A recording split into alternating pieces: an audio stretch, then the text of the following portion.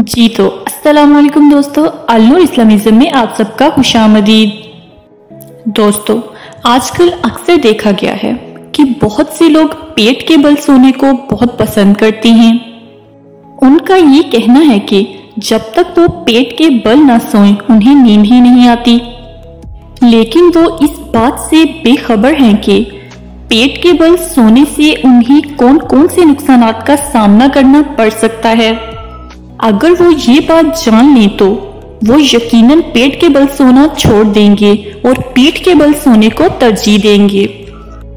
تو دوستو، اسی سلسلے میں ڈاکٹر کلارک اور فیزیز ریسرچ سینٹر کی رپورٹ بھی آ چکی ہے، جس میں انہوں نے پیٹ کے بل سونے والوں کو کن کن مسائل کا سامنا کرنا پڑتا ہے اس بارے میں لوگوں کو آگاہ کیا ہے۔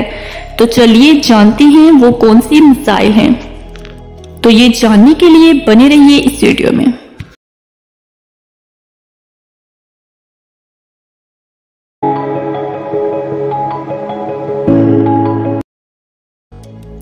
فیزیز ریسرچ سینٹر کی رپورٹ یہ کہتی ہے کہ چھوٹے بچوں کو پیٹ کے بل نہیں سلانا چاہیے۔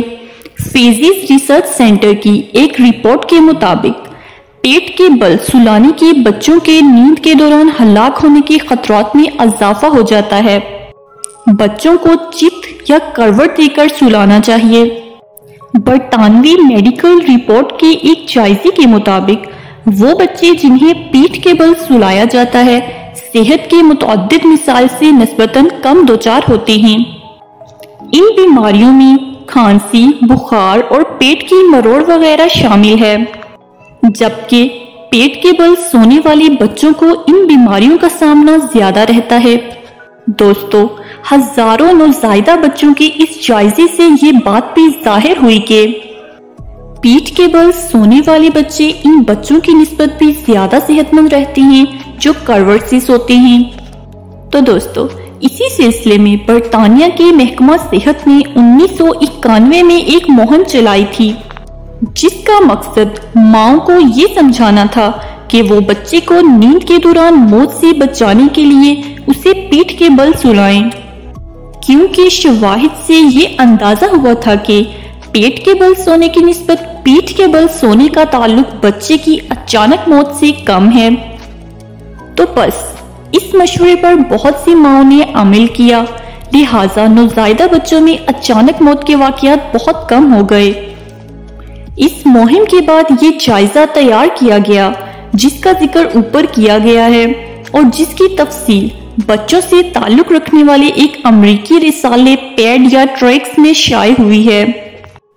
اس کے مطابق بچوں کی صحت کے 34 مسائل میں سے صرف 2 ایسے ہیں جن کا ذمہ دار بچے کو پیٹھ کے بل لٹانے کو قرار دیا جا سکتا ہے۔ امام غزالی رحمت اللہ علیہ فرماتے ہیں کہ اوندھے منہ لیٹنا احمقوں کا طریقہ ہے، اور حضور نبی اکرم صلی اللہ علیہ وآلہ وسلم نے اس طرح لیٹنے کو جہنمیوں کا طریقہ فرمایا۔ نبی اکرم صلی اللہ علیہ وآلہ وسلم کا ایک ایسے شخص پر گزر ہوا جو مسجد میں منہ کے بل لیٹ کر سو رہا تھا۔ آپ نے اپنا پیر اس کو لگایا اور فرمایا کہ کھڑے ہو جاؤ، یا فرمایا کہ بیٹھ جاؤ، کیونکہ یہ تو جہنمیوں کے لیٹنے کا طریقہ ہے۔ اور دوستو، کیا آپ جانتے ہیں پیٹ کے بل سونا نوجوانوں کے لیے کتنا نقصان دہ ہے؟ کیونکہ میڈیکل سائنسی تحقیق کے مطابق پیٹ کے بل سونے سے نوجوانوں میں حرارت خیزی کو تحریک ہوتی ہے اور ان میں شہوت جاگتی ہے، جو کہ بہت عام ہو چکی ہے۔ اس لیے نوجوانوں کو چاہیے کہ وہ پیٹ کے بل سونے سے گریز کریں تاکہ وہ اس گندی بیماری سے بچ سکیں اور نفسیاتی الجھنوں کا شکار نہ ہوں۔ اور ڈاکٹری تحقیقاتی رپورٹ ہے کہ سونے کا بہترین طریقہ یہ ہے کہ دائیں کروٹ لیٹا جائے۔ اگر آپ پیٹ کے بل سوتے ہیں تو یہ ایک اچھی عادت نہیں ہے، اس سے سینہ اور معدہ دبتے ہیں، جس کی وجہ سے دل اور پھیپھڑوں پر دباؤ پڑتا ہے اور آنکھیں سرخ اور چہرہ مترم ہو سکتا ہے۔ چند روز کی کوشش سے اس عادت سے نجات مل سکتی ہے۔